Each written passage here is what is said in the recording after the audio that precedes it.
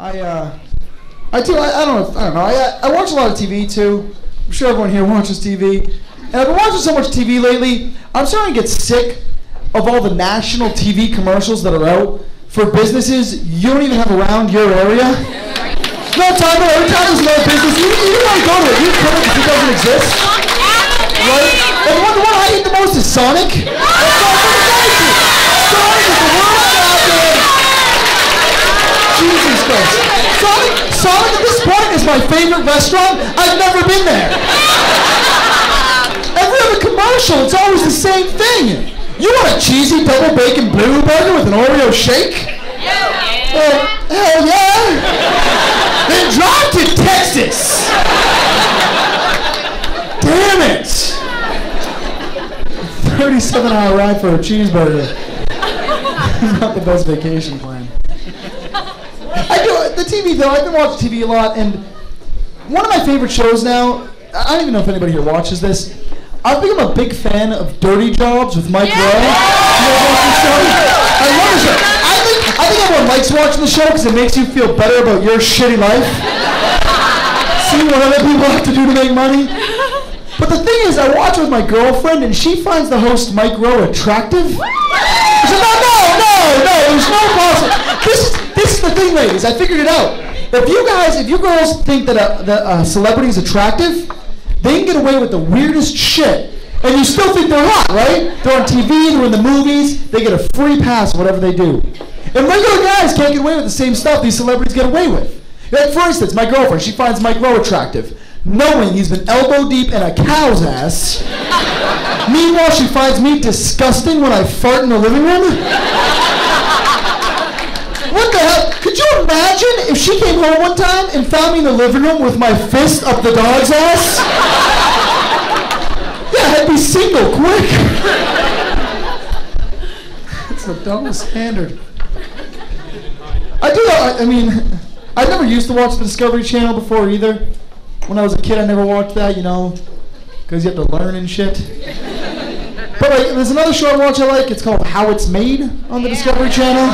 Seen that one? There's a show that tell you how we've made things for over 100 years, like peanut butter and things like that. It's basically an extended edition of what Mr. Rogers used to do. But I find it strange because somewhere there's a TV station broadcasting to a satellite dish in outer space, back down to Earth, through the wires of my apartment, onto my HD plasma screen TV, and I'm sitting in awe of how they're making crayons.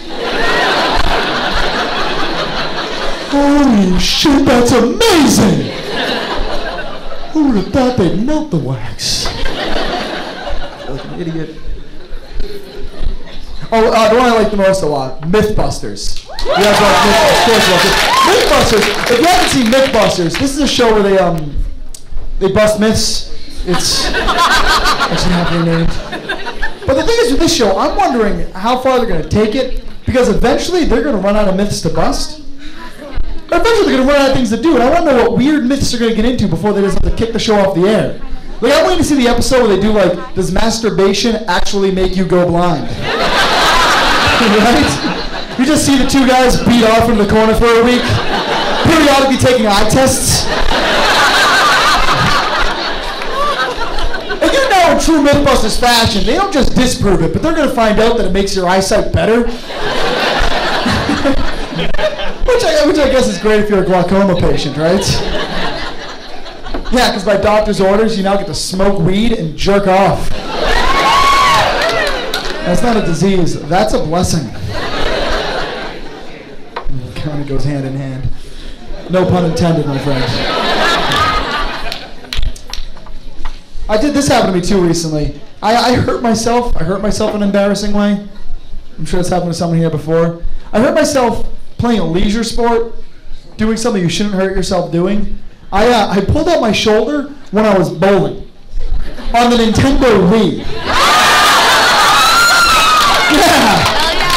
It doesn't get much lower on the self-esteem totem pole than when I play a video game with my 5-year-old nephew and I can't finish because of the physical stress it's causing my body. Like, round of applause, how many of you have played the Wii before? I'm sure most of you, right? I find the ones I play, they're all sports games. they're all sports games. And the thing is, they have video crowds. So if you suck at the game, they will boo and mock you. And that's what I need, to feel like shit in my own living room. I can't go out there. They hate me out there. They're booing me. And from now on, I just refuse to play away games. Yeah, because I'm going to play the Wii. I need home field advantage. I don't know. Something else. This happened too. I got a ticket for not wearing my seatbelt a little while ago. Has that happened to anybody yet? Yeah. It sucks. I don't understand how they've made it illegal to ride without a seatbelt. Right. And it's not because I'm against the law. I think everyone should wear a seatbelt. I'm not against that. But how did they make that a law? And explain to me why motorcycles are still legal on the road. Oh, no, that makes sense. Yeah, it's perfectly makes sense if I want to strap an engine between my legs. You know, then I'm going to hurtle myself 75 miles per hour down the highway, head first. But if I'm not wearing a seatbelt to my Toyota Corolla, I'm going to get a ticket.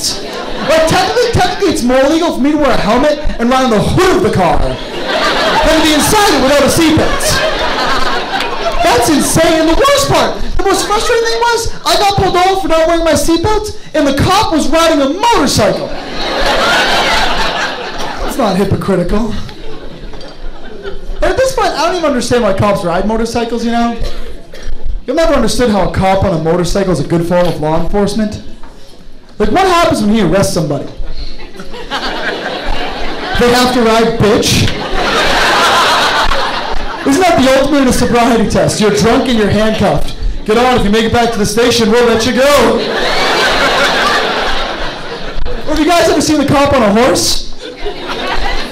Probably like we're in 1850 or something. And you never see a cop on a horse in a rural area or a suburb where you'd expect it, right? It's always like a city. New York or Boston. Rush hour traffic, cars are everywhere. This guy's riding a donkey down the streets. And let me ask you this, how do you enforce a cleaner environment when your vehicle is shitting in the streets? I don't think you can. I've been too recently. I've been going to New York a lot lately, and I'm sure a lot of you have been to New York before. And a couple excited about it. And I have what I really consider my first real New York experience recently, with how angry and tough these people really are. Jesus Christ. And rude. I forgot to add that one in. No, but see, what happened to me was I was getting on a city bus on 8th Avenue. I was getting on the bus, and as the bus was leaving, it gets cut off by a garbage truck. And I hear the driver up front of the bus yell out, "You son of a bitch!" And he slams on the gas. Now we're flying up 8th Avenue, weaving through cars to catch up to the garbage truck. At this point, piss is running down the side of my leg. And oddly enough, it wasn't my piss. So we're flying up 8th Avenue, and he finally catches up to the garbage truck at a red light, and he's on the left side of the truck. And the bus driver wants to start yelling at the guy. But he doesn't have a window on the right side of the bus. Middle of the street, bus full of people. He opens the door to the bus and starts screaming at the truck driver, "Where did you learn how to drive?" Truck driver's like, "Kiss my ass, I'm working over here." Bus driver yells, "Your job is to carry trash." This is when the truck driver yells back, "So is yours." Yeah. And in 3 words, that guy managed to insult the entire bus. Welcome to New York. Miserable. I've never felt more at home. I don't know. I'm starting to realize it too as time goes by that I'm getting more and more broke. Is that anyone else feeling that yet? 2 people, 1 person, 3 people. And what's getting to the point that like the problem is I think I'm falling into the trap because I don't see my money anymore. I don't see my money. I deposit money into the bank. And I'm set up for all of my bills to be automatic withdrawal. So they take the shit whenever they want and I don't know when it's coming out. So now it's become like a race against time for me to get money into the bank before they take it. I'm running to the bank last minute. Don't close! My rent is due! Just kidding. I feel like I'm like a coal shoveler on a locomotive, just like, come on! get in there, we're gonna stop soon. It's miserable. I can't get the money in fast enough. And all these bills I have, they're all these little bills that add up because I sign up for all this $5, $10, $15 monthly shit. You know, Netflix, Sirius, HDTV, all the stupid things that you're convinced into buying. Think, yeah, it's just $5 a month. $5, I can afford $5 a month. In fact, I can afford 100 services at $5 a month, right? Because you're thinking like, I'm not even going to see the bill. They're just going to take it. I won't notice that. And it's all these it's the stupid bills that catch up to you. I went home a few weeks ago, and I lived with my girlfriend, and I found that she now has water being delivered to our house. You know those little bubblers? Little bubblers? I come home, and I see the thing in our kitchen, a big 5-gallon fish tank for water for us to drink. She's like, see, I got this for us. This way it's fresh, it's clean every time. You just want to pour it out. Just lift the lever, you get some water. Yeah, so I walk over to the tap. I'm like, hey, you see this here? Ready? You do know this was here, right? You weren't aware. We actually moved in. It was already installed, ready to pour out. Fresh water whenever you want it. Know how much this costs? A nickel. In fact, sometimes you walk out of the house, water comes from the sky and hits you in the face. Oh, but then it's the bad water. It's hurt your hair. Stupid bills. Miserable. And all these little bills, too, they all have the terms and conditions you have to sign now. You know what I'm talking about? The 47 pages, font 2, sign your life away, your soul. You don't read that, right? Why would you read that? I never read it. Check, accept, sign it, pass it back in. Because really, why would corporations screw us? What's their motivation in having us sign that, right? And you finally go to cancel it, call them up, that's going to be a $7,000 cancellation fee. Or you can sign your kidney over to us and we can sell it on the black market. Too much. I have a friend too, I've realized, you guys might have a friend like this. I have a friend who, he's always trying to use big words in sentences, but he's always confusing them with other big words, which completely change the meaning of what he's trying to say. Like a week ago, what he wanted to say, what he was trying to say was, lately I've been very self-deprecating, but instead he said, lately I've been self-defecating. Like, you've been shitting on yourself? He was like, yeah, every day. I wake up, I can't seem to get anything right, I end up shitting on myself. Yeah, you've got to consult a doctor or a dictionary, because there's something wrong with you.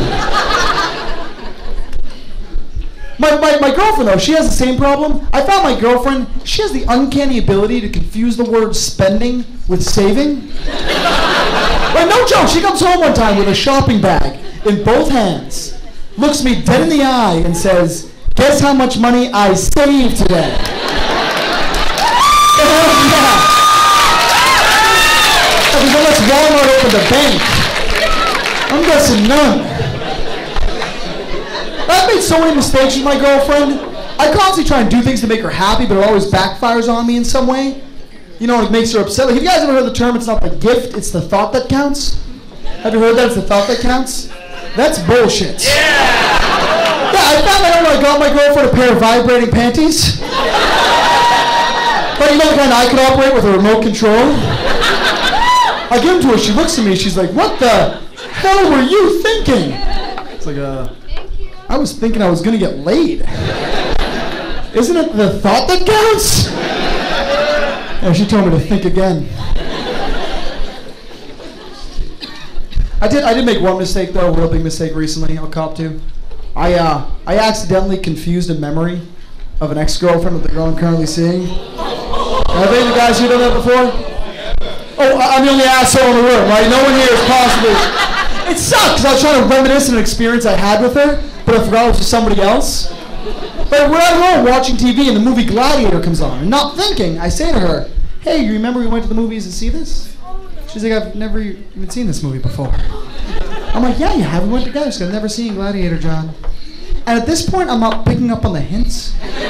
So I start accusing her of forgetting our dates. What do you mean you don't remember? How about I refresh your memory then? We went to the movies, then we went to Dairy Queen, and you went down on me in the parking lot.